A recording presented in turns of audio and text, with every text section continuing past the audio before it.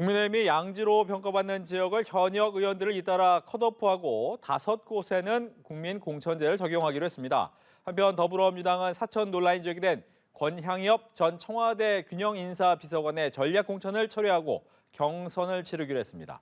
정치권 이슈 성영훈, 조현삼 변호사와 함께 이야기 나눠봅니다. 안녕하십니까? 어서 오십시오. 안녕하세요.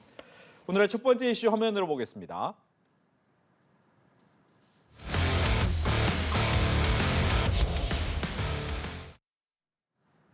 네, 5곳의 국민공천 이야기를 했는데 3곳 보니까 현역 의원이 있는 곳이에요. 이분들은 컷오프가 되는 건가요? 사실상 컷오프라고 봐야 되지 않을까 싶습니다. 네. 왜냐하면 국민추천제를 하는데 이제 그분들을 다시 공천한다면 국민추천제의 취지가 좀 무색해지겠죠. 그런 점에서 아무래도 사실상 컷오프로 받아들이는 것 같고요. 이 지역이 이제 강남, 갑을 이 두 지역은 이제 국민추천제 할 것으로 일찍 예상이 됐었습니다. 그다음에 대구 동군이 갑, 그다음에 대구 북갑, 울산 남갑 이 지역구들인데요. 이제 국민추천제라고 하는 게 대한민국 국민 누구나 훌륭한 인재를 추천할 수 있도록 해서 널리 인재를 추천받아서 공천을 하겠다. 이제 이런 컨셉을 갖고 이번에 시행이 되는 제도입니다. 좀 신선한 시도라고 할 수 있는데요. 다만 이제 한 가지 아쉬운 부분이 있더라면 조금 더 일찍 했으면 좋았을 것 같습니다. 지금 이제 총선이 30여일밖에 남지 않아서 추천 기간을 그렇게 길게 가져갈 수는 없을 것 같고 그런 점에서 좀 아쉬움이 있습니다만은 특히나 이제 강남 갑을 같은 경우는 과거에도 국민의힘에서 쉽게 말하면 아무나 공천을 주지는 않던 곳이죠. 그러니까 어느 정도 눈높이가 상당히 있는 곳이기 때문에 국민 추천제를 통해서 상당히 훌륭한 인재를 발굴해서 이곳에 공천을 하게 되면은 또 좋은 호응이 있지 않을까 그렇게 예상해 봅니다. 예, 국민추천제. 일단 국민의힘에서 자신의 텃밭이라고 불리는 지역에 대해서 공천 과정을 이제서야 진행한 것은 아마 많은 분들께서 지금 특검법 처리와 연관되지 않았나 생각을 아마 하실 것 같아요. 일단 그 시점을 지나고 난 다음에 중요한 지역에 대해서 공천에 대해서 말씀을 하시고 있는데 국민공천이라는 말씀은 자체는 되게 좋습니다. 온라인을 통해서 많은 분들의 추천을 받아서 그중에 훌륭한 후보를 내세우겠다는 것이긴 한데요. 그렇다고 하더라도 결과적으로 면접 과정이 남아 있습니다. 공관위에서 면접을 거쳐서 최종적인 후보를 선정할 수 있는 그런 구조가 되어 있다는 건데 그렇다고 한다면 허울뿐인 국민공천이 아닌가. 결과적으로는 공관위의 입맛에 맞는 후보를 뽑을 수 있는 그런 구조가 아닌가 싶고 그렇다고 한다면 차후에 실제로 이곳에 결정되는 공천받는 분들이 어떠한 분들인지 살펴봐야 될 것 같습니다. 만약에 국민들이 기대하는 혁신과 쇄신을 내세울 수 있는 분들이 공천을 받는다면 박수를 받을 것이고요.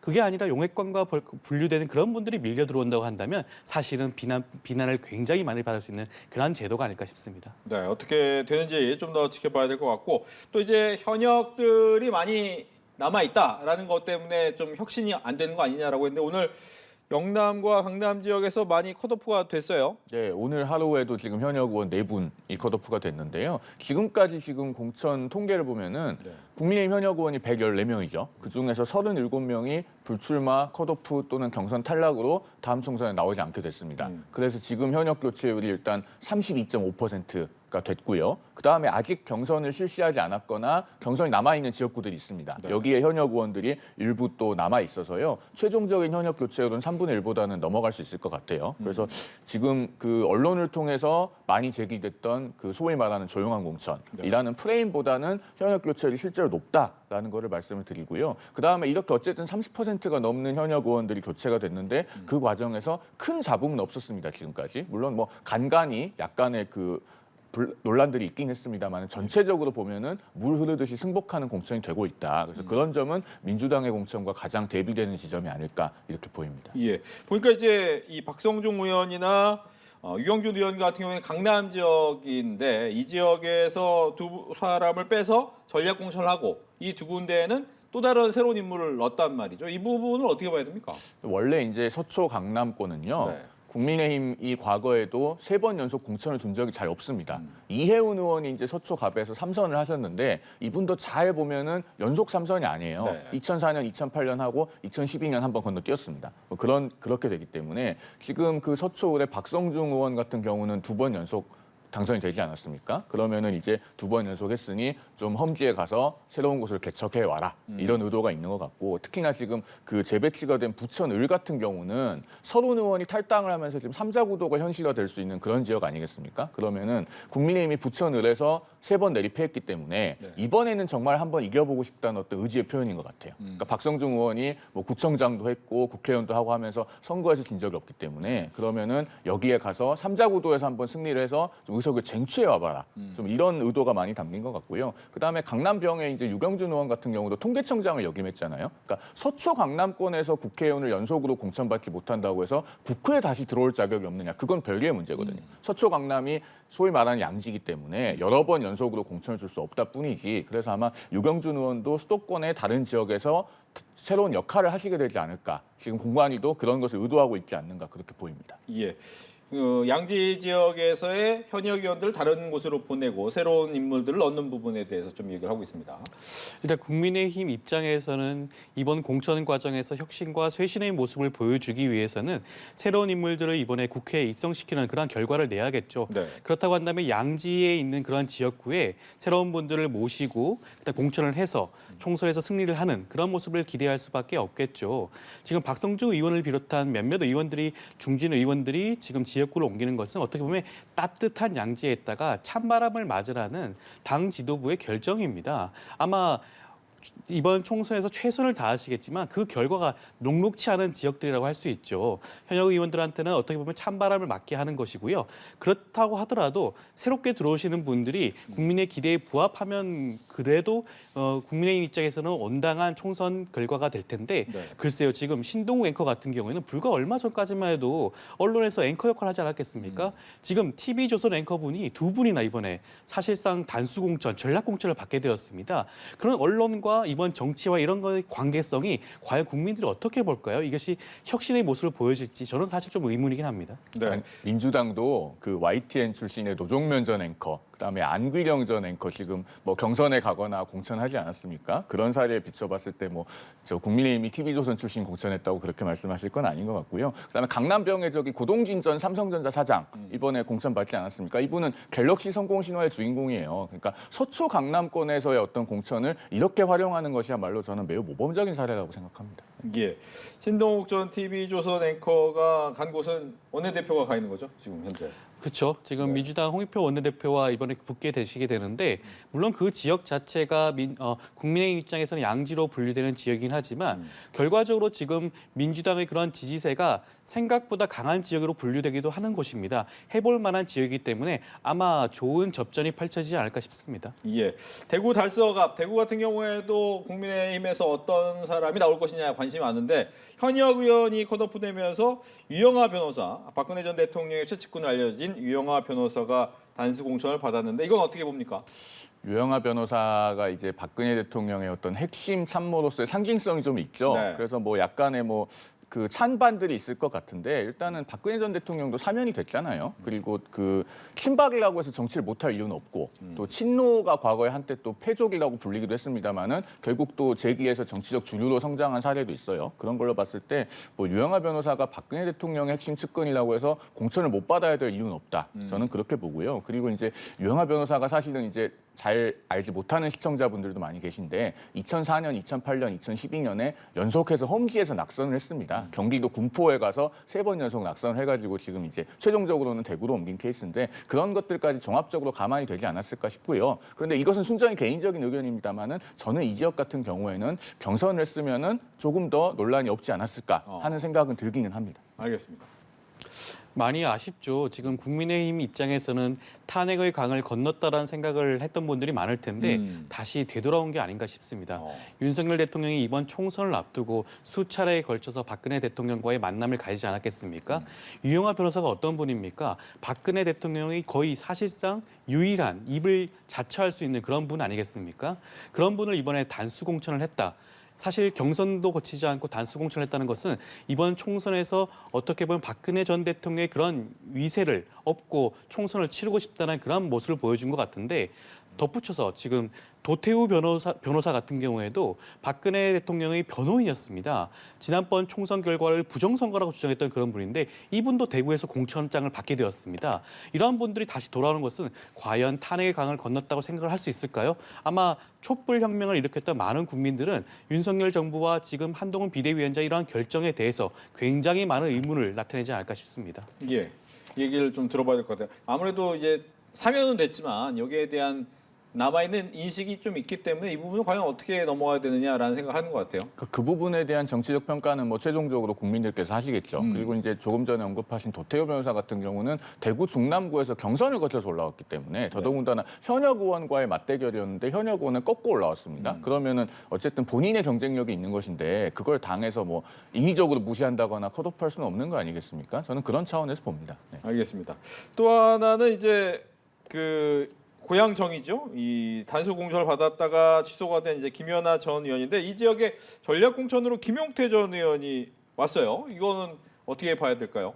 김용태 전 의원이 이제 과거에도 서울 양천을에서 굉장히 뛰어난 개인기를 보여주신 분 아니겠습니까? 원래 양천을은 그 한나라당 계열 정당에서 전통적으로 험지인데 김용태 전 의원이 그 지역에서 삼선을 한 것은 순전히 본인의 개인기에 의한 것이라는 평가가 많았습니다. 그래서 이번에 고향정의 전략 공천이 된 걸로 보이고요. 저는 김연아 전 의원이 이렇게 승복한 것은 상당히 놀라운 일이라고 생각을 합니다. 왜냐하면 본인으로서는 대단히 아픔이 있었을 거예요. 왜냐하면 그냥 컷오프된 게 아니고 단수 공천을 받았다가 어쨌든 번복이 되지 않았습니까? 그런 상황에서 승복을 한다는 것은 대단히 어려운 일인데 우리가 이제 승복이 감동을 주는 것은 어쨌든 개인의 감정을 억누르고 본성에 반하는 것이기 때문에 감동을 주는 거예요. 대단히 그 자신을 억누르고 하는 것이기 때문에 그 지금 마포갑에서도 비슷한 사례가 있는데 그 신지호 전 의원하고 조정훈 의원이 굉장히 치열하게 경선을 했는데 그 신지호 전 의원이 어젠가요? 오늘인가요? 그 조정훈 의원의 캠프를 방문을 해서 방문하자마자 포옹을 하는 영상이 인터넷에 올라왔습니다. 그런 것처럼 지금 상당히 멋진 승복들이 이루어지고 있어요. 이게 지금 국민의힘 공천에서 감동 포인트인 것이고 뭐 감동이 없는 공천이라고 하는데 잘 찾아보시면 이런 감동 포인트들이 많이 있다 그런 말씀드립니다. 네, 감동 없는 공천 아니다.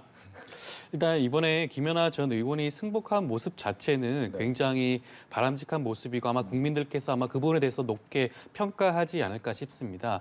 민주당의 경우에는 승복하지 않는 경우가 있었던 것 같기도 하고 그 부분에 대해서 극렬하게 반발을 불러일으킨 경우도 있었죠. 지금 같은 경우에는 무리 없이 공천 과정이 진행되고 있기 때문에 그 부분은 물론 인정할 만하다고 하지만 글쎄요, 김용태 전 의원을 왜 이 지역에 공천했는지가 저는 사실 좀 너무 안타까운 결정이 아닌가 싶습니다. 말씀하셨지만 김용태 전 의원 같은 경우는 굉장히 개인기가 좋으신 분인데 구태여 고향까지 전략 공천을 한다. 그리고 불과 선거를 얼마 남겨놓지 않은 시점에서 그러한 결정을 한다. 이것이 당 지도부의 결정으로서 옳은 결정인지 그것은 아마 선거 결과를 보면 아시겠지만 지금으로 봤을 때 조금 안타까운 선택이 아닌가. 차라리 김용태 전 의원이 자신 있는 지역구에 전략 공천 형태로 나가시는 것이 어떻게 보면 국민의힘이 한 석을 더 얻을 수 있는 그런 좋은 기회일 수도 있는데 그 기회를 놓친 게 아닌가 싶습니다. 알겠습니다. 이렇게 해서 첫 번째 이슈 봤고요. 두 번째 이슈로 넘어가겠습니다.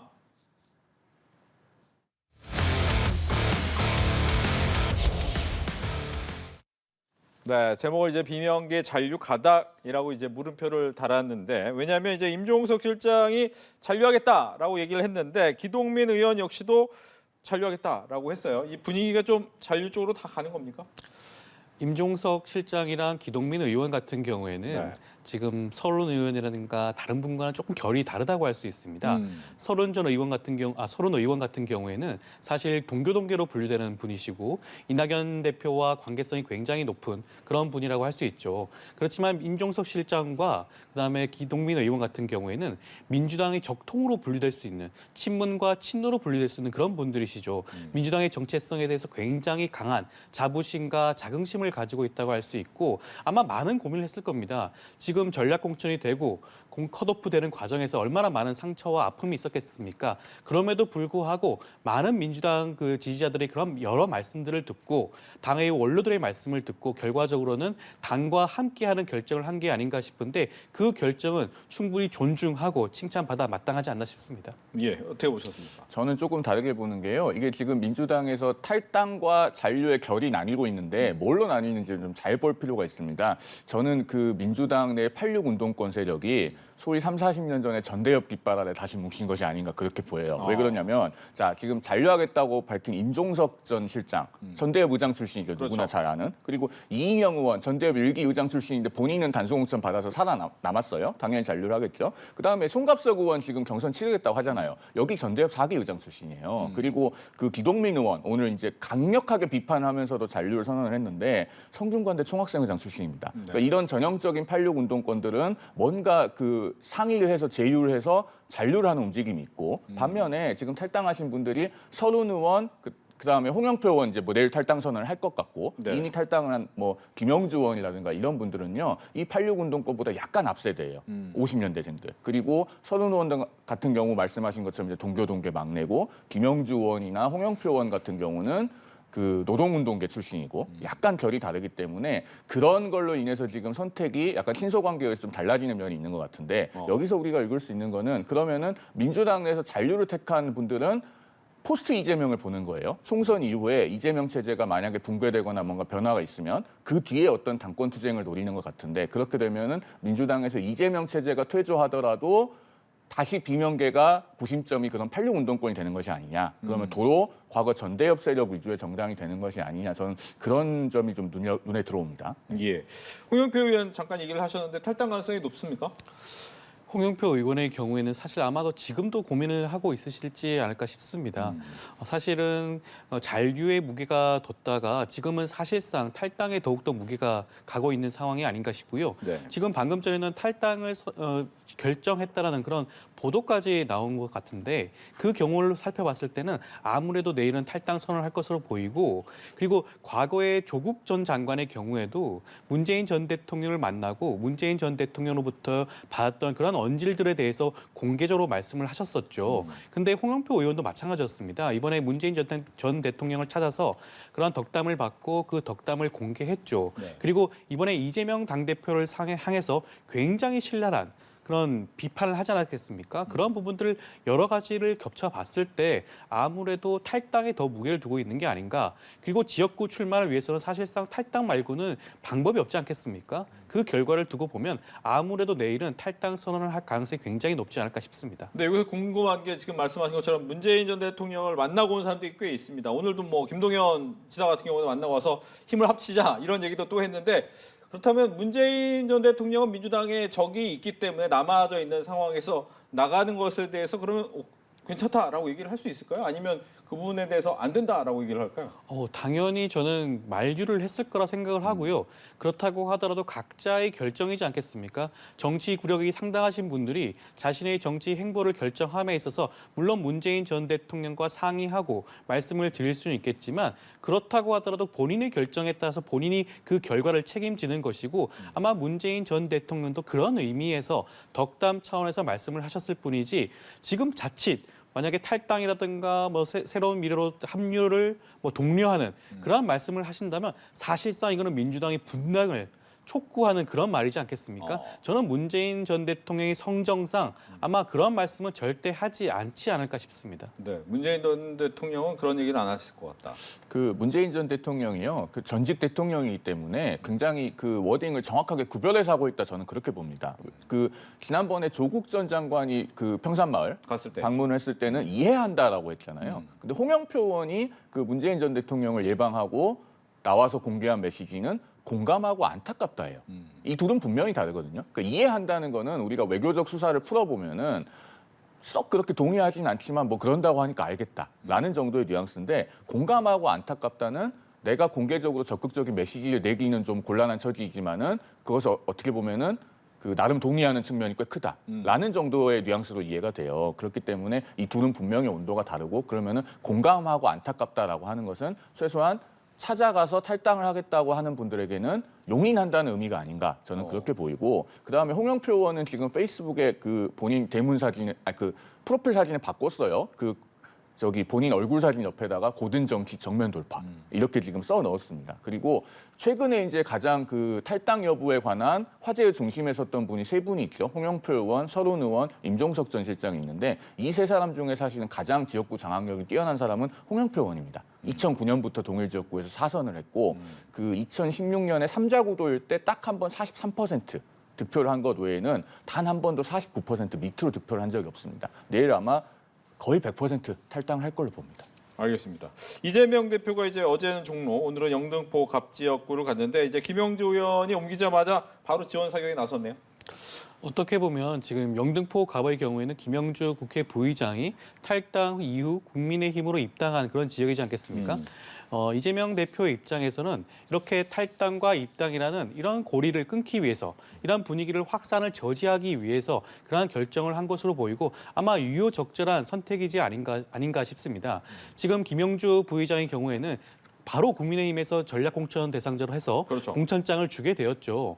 근데 지금 최현일 영등포구청장과 이제 김영주 국회 부의장 간의 이제 총선 대결이 이루어지게 되는데 저는 좀 안타까운 부분이 김영주 부의장이 이렇게 탈당한 것에 대해서 굉장히 많은 의미를 부여하고 있지만 사실 그 두 분이 민주당 내에서 경선을 치렀다고 한다면 저는 김영주 의원이 절대로 승리를 장담할 수 있나라는 생각이 듭니다. 그 정도로 최현일 구청장의 경우에는 지역에서의 평판이 굉장히 좋으신 분이시죠. 경선 결과를 사실상 장담할 수 없기 때문에 김영주 의장이 탈당을 하고 그리고 국민의힘으로 입당을 해서 혹시라도 국민의힘 지지자를 통해서 그리고 중도층의 외연을 확장한다는 그런 명목으로 이번 총선에 임하는 게 아닌가. 그런 모습이 과연 정치인에서 온당한 모습인가? 아마 지역 국민들이 아마 이번 총선에서 그 부분을 꼭 판단하지 않을까 싶습니다. 네, 이 대표가 이미 승부 났다라고까지 얘기를 했어요. 글쎄요. 경선을 했으면은 김영주 의원이 패했을 수도 있겠죠. 왜냐하면 당에서 하위자로 분류돼가지고 페널티를 먹었고 반면에 이제 최현일 후보는 그 원외 친명 조직으로 유명한 더민주 전국혁신회의 소속 아닙니까? 뭐 그런 점을 고려하면은 뭐 경선에서 최현일 후보가 이길 수도 있었을 것 같습니다. 그런데 지금 이재명 대표가 바로 영등포 갑을 방문한 거는요. 그만큼 최현일 후보가 강하지 않기 때문에 거길 간 거예요. 강한 후보고 혼자서 싸워도 충분히 잘 될 만하면은요. 거기를 이 시점에 갈 필요가 없습니다. 오히려 제가 이재명 대표였으면요. 저는 서초를 갔을 거예요.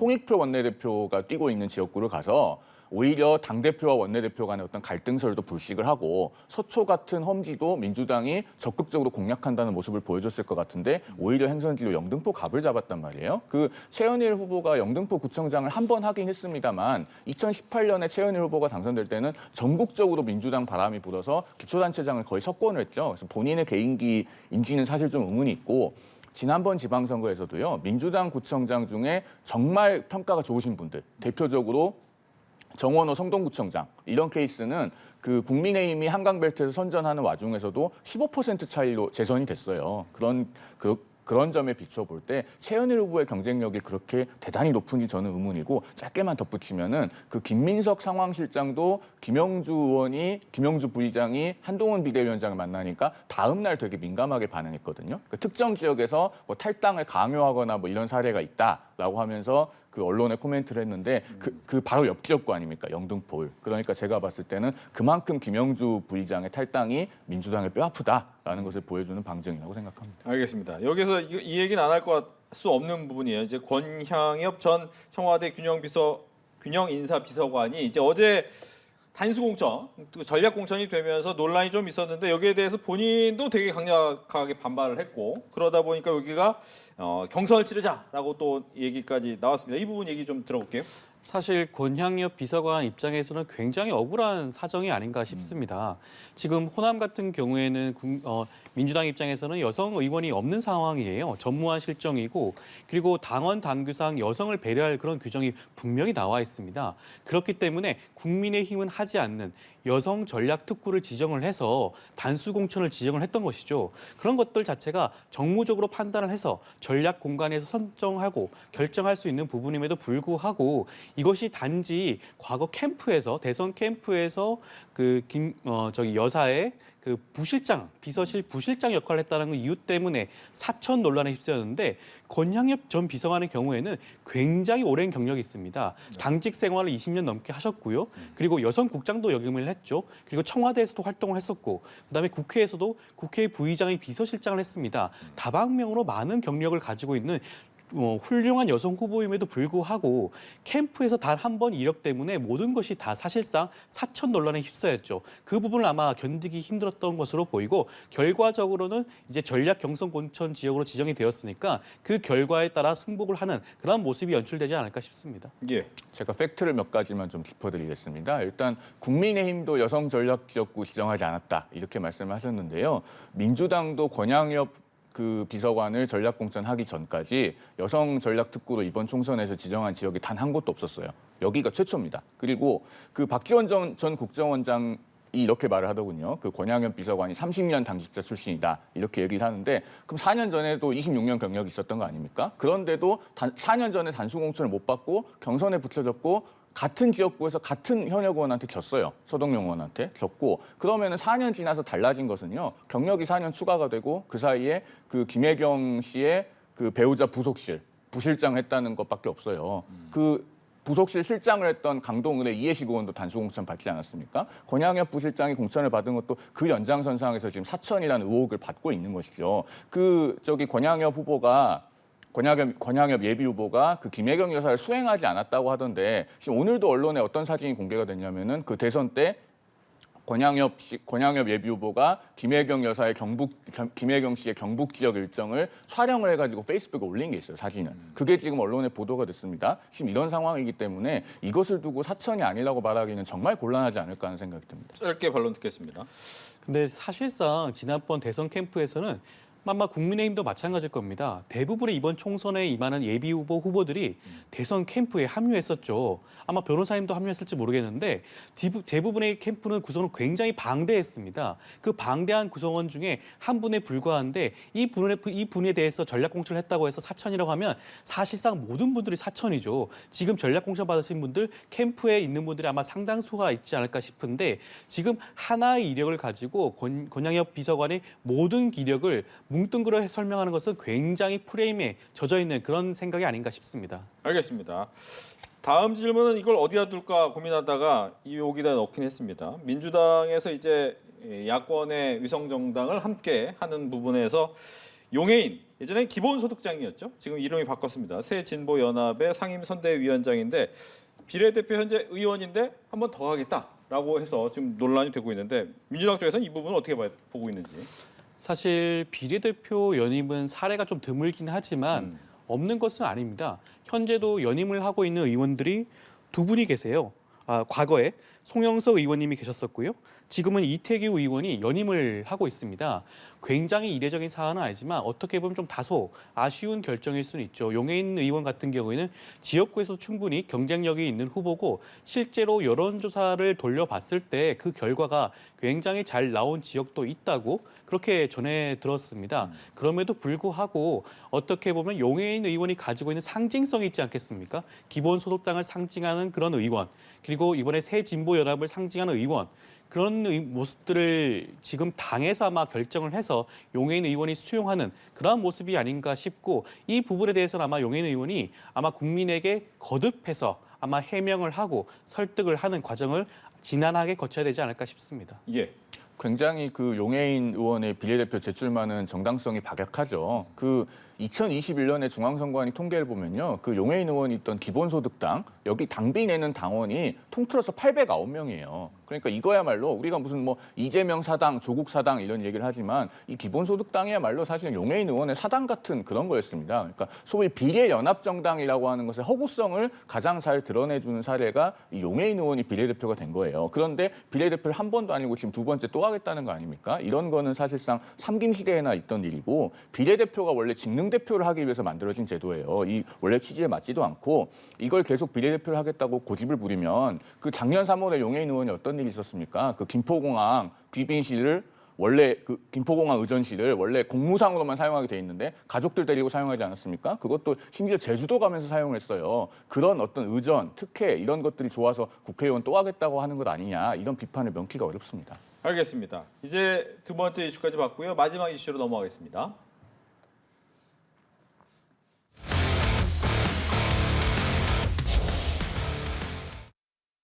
네, 조국 혁신당 지금 조국 당대표는 이제 제3당을 생각하고 있다라고 얘기를 하면서 오늘 이재명 대표를 만나서 손을 잡았는데 이재명 대표는 좀 많은 생각이 있지 않았을까? 악수를 하면서도 어디까지 선을 그어야 되고 어디까지 함께해야 될까 고민하지 않았을까요?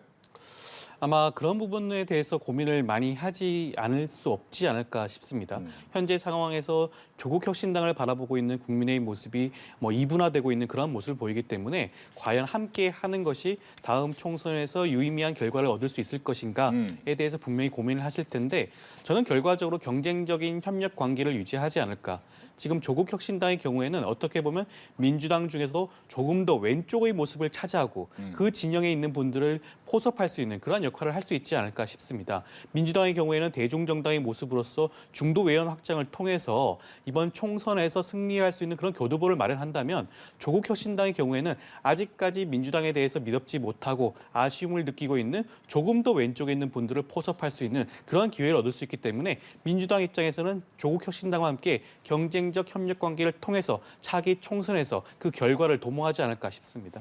조국 대표는 이제 오늘 만난 자리에서 연대에서 윤석열의 강을 건너자라고까지 얘기를 했단 말이죠. 아마 프레임 자체를 그렇게 함께 갖고 가면 손을 잡을 수 있겠다라는 생각이 있었던 것 같긴 해요. 아니 사실은 두 당이 지금 이미 연대를 하고 있습니다. 왜냐하면 조국 혁신당이요 지금 어쨌든 일정한 정치적 실체와 그 지지세가 있어요. 네. 제가 지금 여론조사 수치를 이 자리에서 구체적으로 언급하기는 곤란합니다만은 이렇게 정치적 실체가 있는 당이 지금 지역구는 공천 안 하겠다고 하잖아요. 그리고 민주당 대표를 찾아가서 어쨌든 사실상 위성정당 역할을 지금 자임을 하고 있단 말입니다. 그것 자체가 연대죠. 이게 연대가 아니면 뭐가 연대입니까? 만약에요 민주당이 정말 조국의 강을 건너고 조국 혁신당과 연대를 할 생각이 없으면은요 오늘 만난 자리에서 분명하게 그 요구를 했어야 돼요. 우리는 지역구보 내도 괜찮으니까 지역구보 다 내라.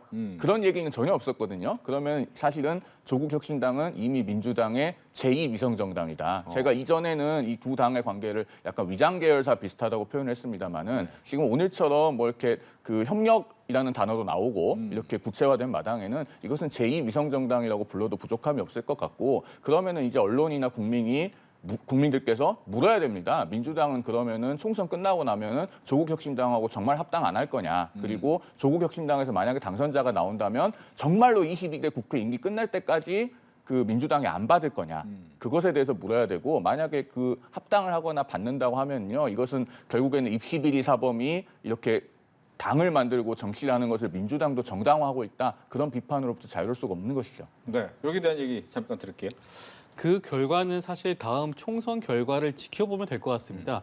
아마 민주당이 만들고 있는 위성정당이 비례정당이죠. 더불어민주연합과 조국 혁신당을 두고 아마 국민들은 선택을 할 수밖에 없고 그러한 결과가 아마 나올 것입니다. 그 결과를 지켜보고 조국 혁신당이 국민의힘으로부터 더 많은 지지를 받았다. 그렇다고 한다면 민주당 입장에서는 함께 가지 않을 이유가 없겠죠. 윤석열 정권 심판이라는 그 대의를 함께 하고 있는 진보 진영이 함께 연대하는 것은 정치 지형에서는 항상 있어왔던 일입니다. 물론 합당을 할지 아니면 개별적으로 입당 절차를 거칠지 그러한 건 지금 당장 단언할 수는 없지만 그것조차도 지금 상황에서 명시적으로 말할 필요는 과연 있을까 싶습니다. 네, 마지막으로 이준석 대표가 나오는 경기 화성을에 대한 전망을 30초씩 듣겠습니다. 왜냐하면 세 당이 다 냈어요. 그래가지고 과연 이 부분을 어떻게 좀 보고 있는지 이번에는 먼저 얘기 듣겠습니다. 저는 그 이준석 대표가 공식적으로 표방한 출마 명분과는 달리 철저히 선거공학적 계산이라고 봐요. 그 화성을이라고 하는 지역구가요. 지금 원래의 화성을이 화성을과 화성정으로 분구가 되는데 기존 화성을 유권자의 한 60% 정도가 화성을에 남습니다. 그러니까요. 이거는 이준석 대표가 이원욱 의원의 지지세나 어떤 조직 이런 걸 물려받아서 선거의 발판으로 삼기 위한 저는 그런 선거공학적 출마라고 보고 그렇기 때문에 그 동탄 지역 주민들에게 큰 감동을 주지 못할 것이다 이렇게 봅니다.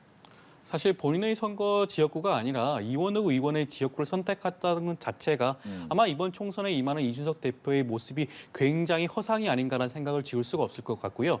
저는 사실 이번 선거에서 이준석 대표가 만약에 국회에 입성하지 못한다면 정치 생명 자체가 큰 위기를 겪을 수밖에 없지 않나라는 생각이 듭니다. 지금 상황에서 다시 자신이 한 결정과 주장을 주워 담을 수는 없겠지만 그래도 이준석 대표가 차기 자신의 정치 생명을 건다고 한다면 사실 화성을보다는 지금이라도 늦지 않게 비례대표를 선택하는 게 맞지 않을까라는 생각을 지울 수가 없습니다. 알겠습니다. 이렇게 해서 정치권 이슈 두 분과 함께했습니다. 오늘 이야기 잘 들었습니다. 고맙습니다.